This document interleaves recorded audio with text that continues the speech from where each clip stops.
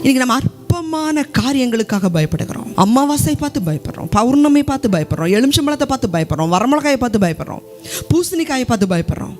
நீங்க எதற்காகிலும் பயப்பட வேண்டிய அவசியம் இல்லை. நீங்களும் நானும் ஆராதிக்கிற தேவன் சர்வ வல்லமை உள்ளவர். ஏதாவது ஒரு மனிதர்கள் பயமுறுத்தலாம், வேலை ஸ்தலத்துல பயங்கள் இருக்கலாம், என்னுடைய பிள்ளைகளுடைய எதிர்கால வாழ்க்கை குறித்து எனக்கு பயமா இருக்கு. தேவஜனமே, உபவாசம் பண்ணுங்க, ஜெபம் பண்ணுங்க.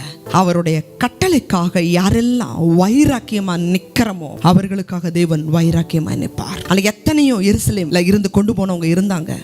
அவர்கள் காட்டாத பக்தி வைராக்கியம் இந்த 3 பேருக்கு இருந்துச்சு. நாங்கள் ஆராதிக்கிற தேவன் எங்களை தப்புவிக்க வல்லமையுடையவராக இருக்கிறாரு. ஒருவேளை தப்புவிக்காம போனாலும் நாங்கள் ஆண்டவருடைய வார்த்தையை மீற மாட்டோம். இந்த சத்தியத்துக்கு கீழ்ப்படியக்கூடிய ஆசீர்வாதம் வேணும்னா மட்டும் இல்லை, ஒருவேளை எனக்கு ஆசீர்வாதம் இல்லாம போனாலும் கர்த்தருடைய வார்த்தையின்படியே நடப்பேன் அப்படிங்கிற ஜனங்களை தேவன் இன்னைக்கு தமக்காக தெரிந்து கொள்ள விரும்புகிறார். அப்படிப்பட்ட ஜனமா நீங்க மாறுவீங்களா?